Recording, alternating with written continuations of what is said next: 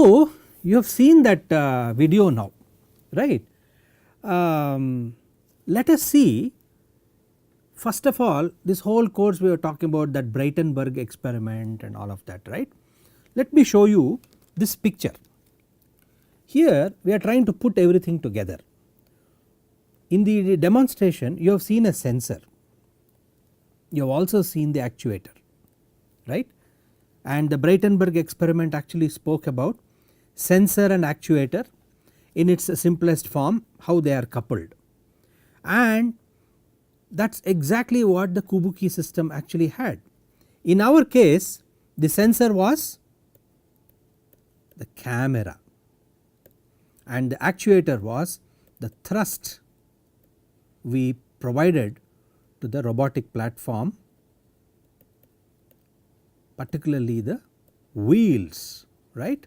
The thrust is given to the wheels, and that thrust we will look at, we will go into a little more detail.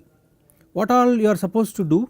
You are supposed to have a sensor, you are supposed to have an actuator, you are expected to do canny edge detection, and then you are supposed to do half line transform, and all of this should be in a possible demonstrable form, which is exactly what that basic demonstration was doing. By no means this is anywhere close to what reality is, but nevertheless it allows you to think deeply about the possibilities and how the algorithms can actually work. Okay. For that we will first tell you how complex this whole system can be. To give you a view of that complexity, it is important to know what is the camera's view and what exactly is it seeing, right. So, let us look at two algorithms. First algorithm is about several lines where I do not do any pre-processing of the image with respect to cutting off the region of interest. I do not do anything. I will just say I will call half line, half p I will call, where I will give a certain specification, I will come to that as we show you the source code, and then it will return a set of lines. Its business is to return a set of lines which adhere to a certain length and to a certain width. All lines in the image it is supposed to return, okay, all possible lines. If you specify what you want in terms of length and in terms of the width of the line, it will display everything. It is now your algorithm which you will have to take care to ensure that the platform is moving exactly on those two lines of interest. It is up to you, right. So, this is the most important thing. So, we will see what is the camera's view on that. The second thing is this algorithm 2, where you do some processing on the image, you take care of region of interest, and you just then say that only these two lines which are within the region of interest, 2 or more you do not even know that, okay, it is just that you expect that if you are looking at a region of interest and you expect that there are 2 prominent lines which you want to sort of look as edges, and you want to use the half line transform in order to make your system to move across it, okay.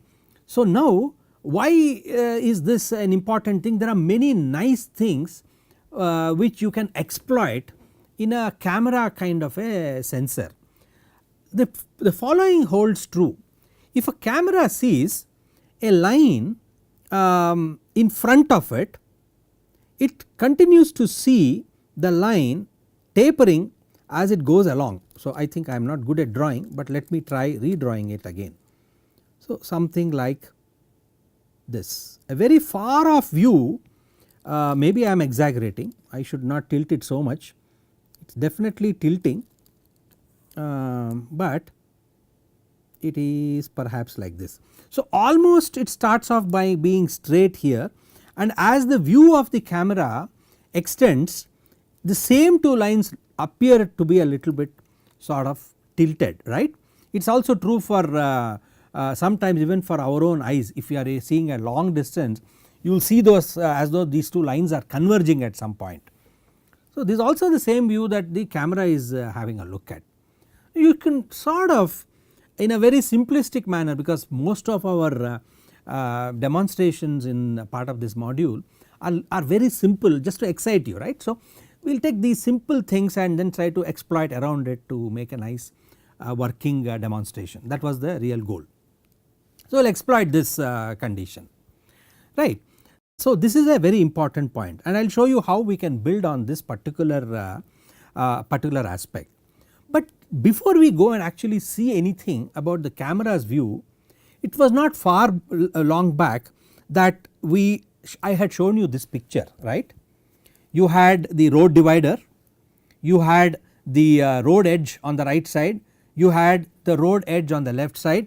Look at this part which we included when we were talking about the Breitenberg experiment. Sensor is a camera and steering wheel. So, kindly note that this is exactly what we were trying to achieve when we try to do this demonstration as part of this particular module. Alright.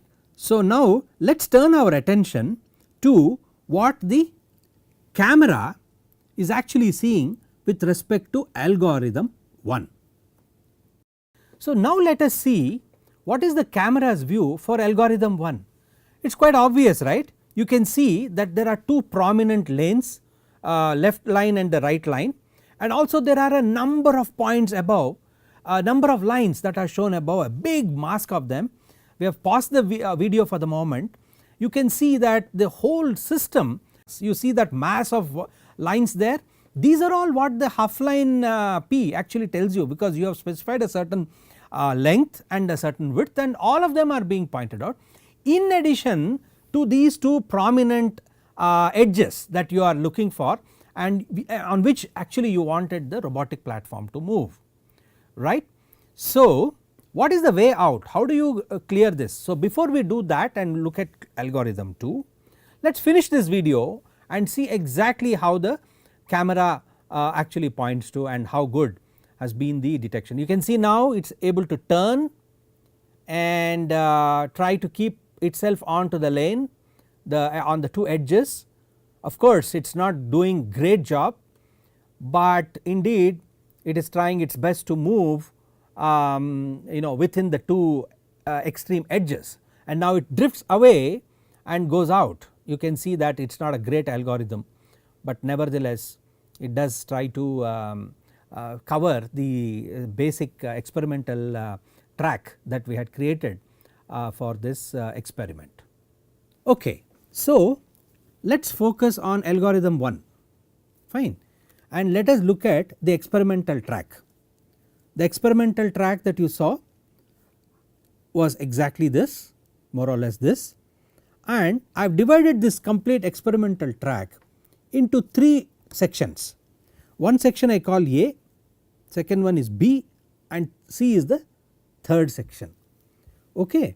And I am exploiting the camera view, okay. As far as OpenCV is concerned, the 0 of the image starts exactly at this point, and the robotic platform with the camera equipped is here, right, it is here. I will use another color so that I will be able to point it here.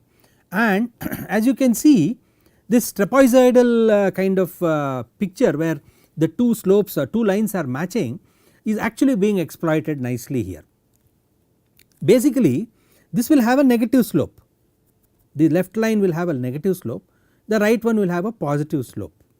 Now map back into region A. What should happen at region A? At region A, this is a straight line, right, this is a straight, two edges are straight, these are straight edges, this one and this one are straight edges. So what will happen? You go on summing the slopes of left side and right side, continuously keep summing them, and you will find that each time you sum them you will get a 0, right. If you keep seeing a 0 or a small value close to 0, you keep declaring it as straight, you keep declaring it as straight and keeps going. Now when the platform comes to B, you find that the left slope is lower than the right slope, okay. I have put a picture something like this, it is all exaggerated picture, but I am sure it will capture the idea. You will see exactly is lower, the left slope is lower than the right slope. What you will do now is you will actually end up with a left turn. Okay. You will give thrust to the left the right side motor. When you give a thrust to the right side motor, automatically the system will turn to, the whole platform will turn to the left side. So it is a bad algorithm, but I am sure you are following the Breitenberg experiment, which is being followed as much as possible, right, and you keep working on it and keep improving it. Similarly, you come to, when the robotic platform comes to C, the left slope is higher than the right slope, and you take a right turn, and this is how the slopes essentially will look like, and with that you will make a right turn, and again you will go back to A, because all this region is indeed A, right. So let me put back this region A, this is region A because it is again two straight lines, two edges which are exactly straight, the slopes should keep cancelling. So this is basically algorithm 1, and let us look at how this is implemented in code. I will draw your attention to the picture on the to the screen on the right side, which will tell you the code. Alright, before we actually look at the code and get into the details, what should algorithm 2 do, right? In algorithm 2, what is the camera's view?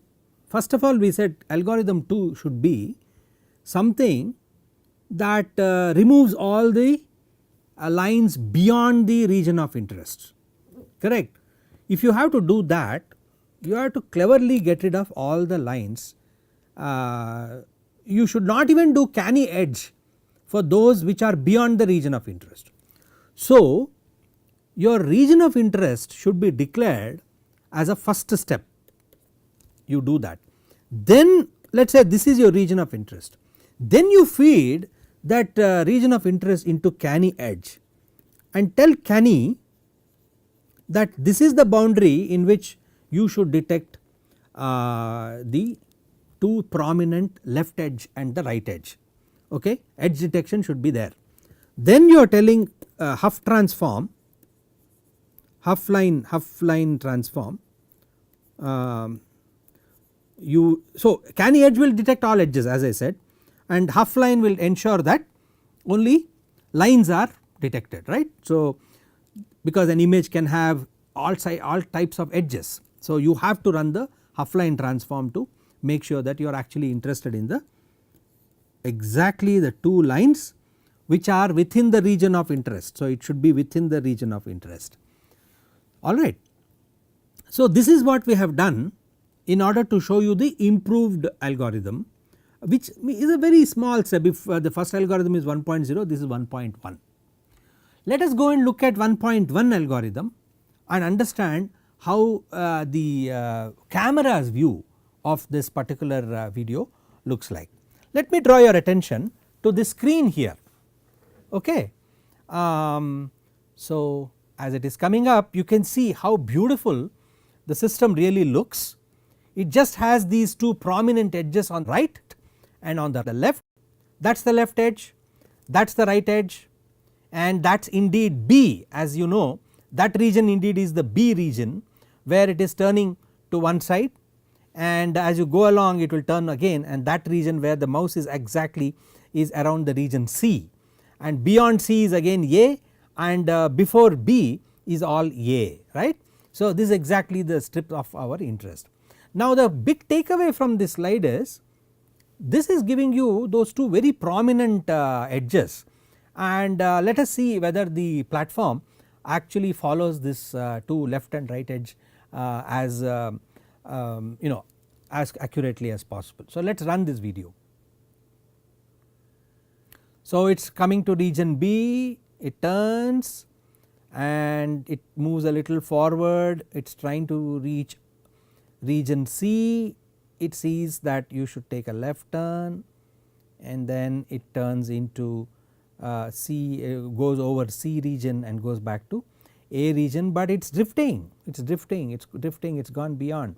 This can't happen in reality, it is going to go down the ditch or it is going to go down some stream or water body, whatever is there. So these are all very inaccurate algorithms, right.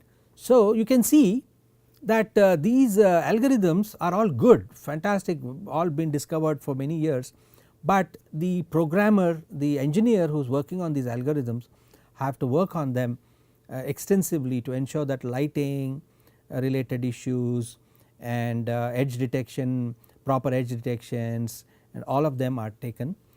You take extreme caution and care and not just go by sensor and actuator, but also believe on several other sensors which you may have to actually rely on, okay.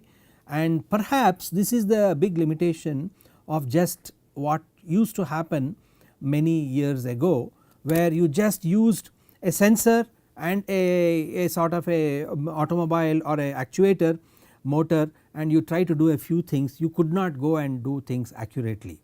Therefore all these things about machine learning, artificial intelligence have come in, where several roads, several edges are all trained, and a trained model is actually driving the system along with the sensors that like camera and other sensors which essentially will avoid both trying to identify the edges as well as avoid obstacles when lidars and other related sensors are actually used.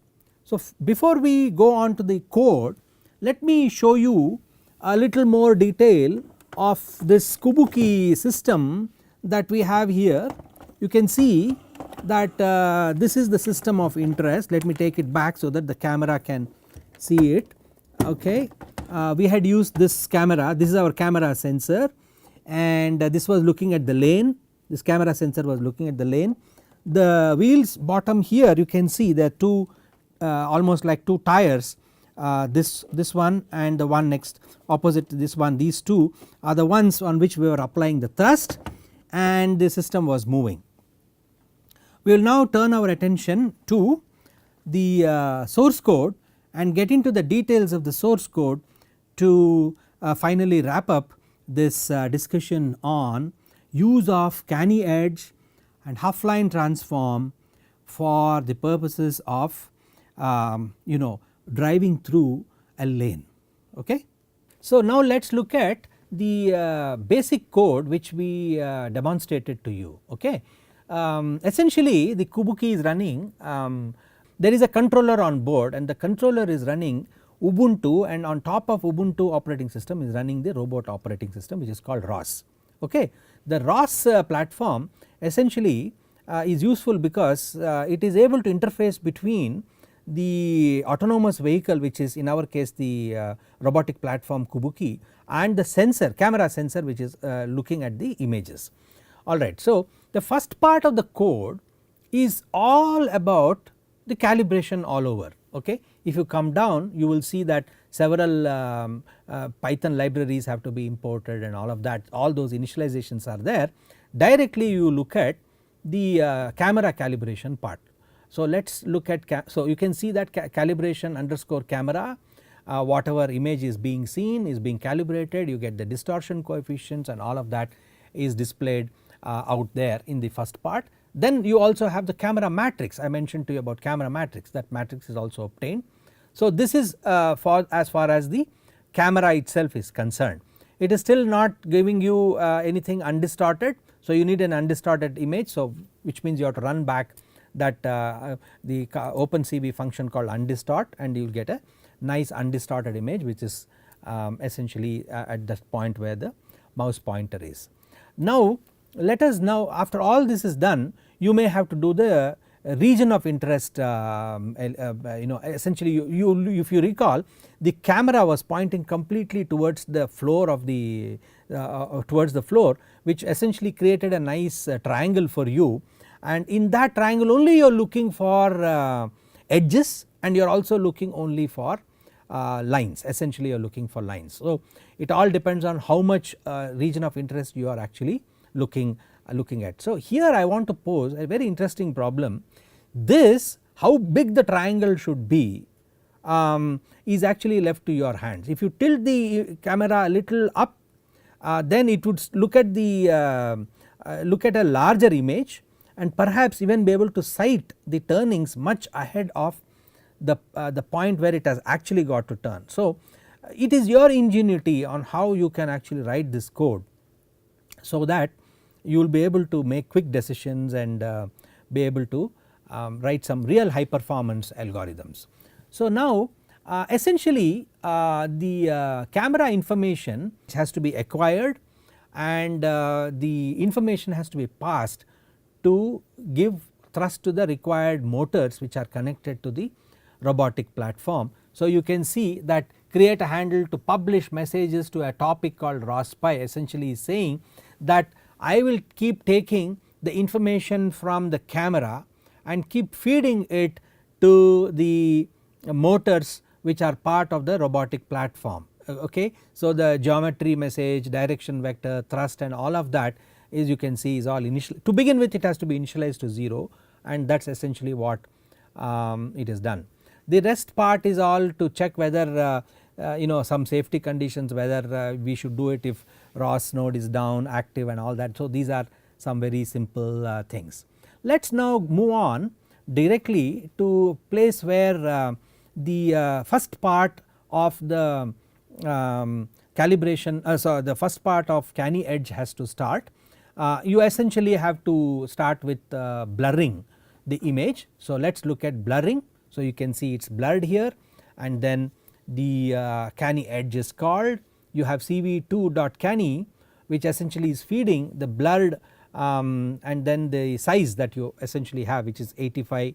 So the Canny Edge is essentially you are passing the blurred image and the minimum and the maximum value. In this case we have just taken it as 85, both are the same. Then you look at the triangle of interest, because this is the region of interest. You are specifying several things with respect to the edges themselves. What is the height of the triangle that you are of interest? It is width by 2 and height by 2, essentially that is the size of the triangle of interest. And then you will be calling the Hough line, right. So you can see directly the Hough line is called here, and then you will be estimating the slopes.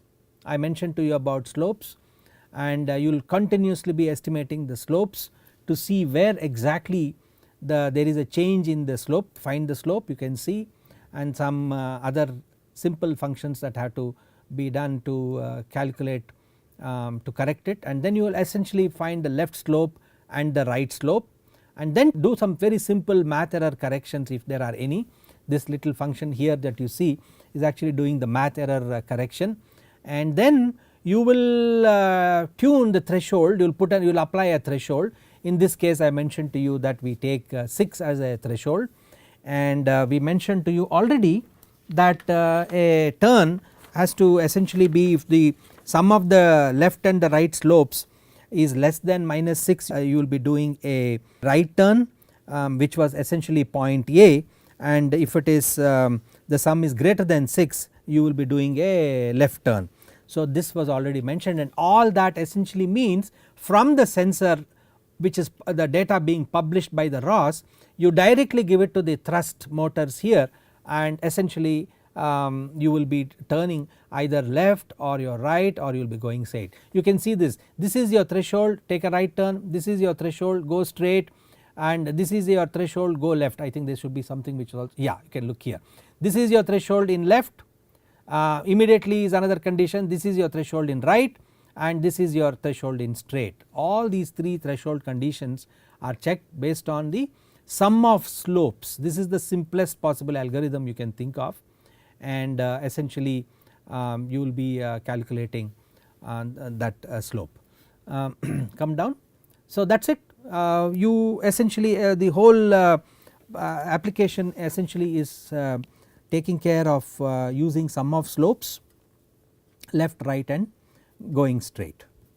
So this algorithm, as you can see, is very naive in its turning left and turning right. You are not doing any calculation of any nature, you are just getting some number, and then based on -6 you do something, +6 you do something else, very naive. This is definitely not the way you would want to design an autonomous system.